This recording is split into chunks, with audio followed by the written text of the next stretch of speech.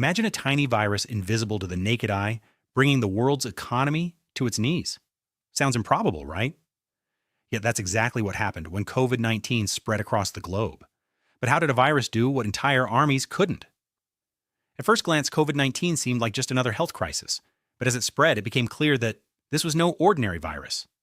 Suddenly, bustling city streets turned eerily silent. Airports looked like ghost towns, and the hum of industry quieted.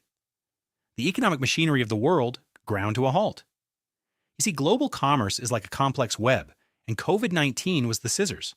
Trade routes were disrupted, factories shuttered, and for the first time in modern memory, supply chains snapped like dried twigs. But that was just the start. The labor market faced a shockwave. Millions of jobs vanished overnight, leaving families uncertain about their next paycheck. And while some people could work from home, millions in hospitality, travel, and retail were left adrift. The inequality gap widened as if stretched by invisible hands. Governments scrambled to respond, unleashing massive stimulus packages to cushion the blow. Trillions of dollars flowed into economies worldwide like a life raft tossed into a stormy sea. But was it enough? And at what cost? As businesses closed, the stock market plunged, then soared, seemingly detached from reality. Investors were left guessing, trying to navigate a landscape where yesterday's rules no longer applied. But here's where it gets stranger. In the midst of chaos, certain sectors thrived. Tech companies saw skyrocketing demand as the world pivoted online. Suddenly, virtual meetings and digital services were not just conveniences, they were necessities. And then there was the vaccine race, a scientific sprint that rewrote the rules of development and distribution. Nations competed, collaborated, and at times clashed. The success of vaccines became a key to unlocking economic recovery. But even with vaccines, the path to normalcy was anything but straightforward. The pandemic reshaped consumer behavior too. People reconsidered what they truly needed and how they lived. Online shopping boomed, traditional retail struggled, and the housing market saw unexpected shifts as remote work redefined where people could call home. Yet all these changes left us with pressing questions. How do we rebuild better? Can we learn from this global upheaval? And what does the future hold for a world still healing from invisible wounds? COVID-19 was a stark reminder of how interconnected our world is. It showed us that a virus doesn't just affect health, it reshapes economies, societies, and lives. So, where do we stand now? The global economy is recovering, but it's a new landscape. One where flexibility, adaptability, and resilience are not just buzzwords, but necessities. As we move forward, we are left to ponder. Could another invisible threat lurking in some corner of the world challenge us again? And if it does, will we be better prepared? The answer to that might just reshape our future. The tiny virus taught us a massive lesson. Everything is connected, and perhaps that's the most important takeaway of all. Historically, pandemics have always been pivotal moments for economic transformation. Take the Black Death in the 14th century, which decimated Europe's population, but also led to significant economic shifts, like the rise of wage labor. Fast forward to the 1918 influenza pandemic, which altered industries and accelerated changes in public health policy. These events echo through time, reminding us that economic crises can become catalysts for innovation or conversely deepen existing divides. Consider the Great Recession of 2008. It reshaped financial regulations and reinforced the importance of global cooperation. Yet the COVID-19 pandemic has arguably had an even broader impact, touching nearly every aspect of daily life and commerce. For instance, international tourism, a key economic driver for many nations, saw its numbers plummet to unprecedented lows.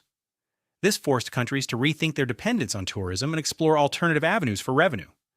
Then there's the case of supply chains, which were severely tested. The just-in-time inventory models, which many businesses relied on, buckled under the strain of disruptions. Companies like Toyota, known for their lean inventory practices, had to quickly adapt, highlighting vulnerabilities, but also spurring innovation in supply chain management. But what about those left behind? Small businesses, especially in developing countries, struggled to access the same relief measures available in wealthier nations. The gap between rich and poor countries widened, raising critical questions about global equity and support mechanisms. As we delve deeper into these issues, one can't help but wonder, are we witnessing a permanent shift in global power dynamics? Will new economic leaders emerge from the shadows, reshaping the global hierarchy? And amidst these shifts, what role will technology play in bridging or widening the gap? Stay with us as we unravel these questions and explore the intricate web of economic forces that continue to reshape our world in the wake of COVID-19. To understand the magnitude of these shifts, it's essential to look at the digital revolution that COVID-19 accelerated. In mere months, industries worldwide witnessed what could have been years of technological advancement. Remote work surged, catalyzing a burgeoning industry of digital tools and platforms. Tech giants like Zoom and Microsoft Teams became household names, their stock prices skyrocketing as businesses and educational institutions scrambled to adapt to the new normal. Yet this digital divide also exposed stark inequalities.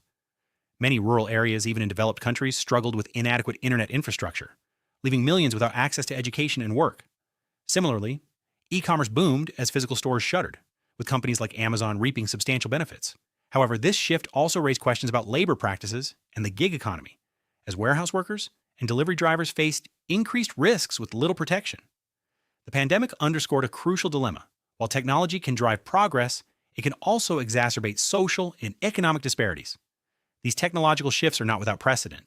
The advent of the internet in the late 20th century reshaped economic landscapes, yet not everyone benefited equally.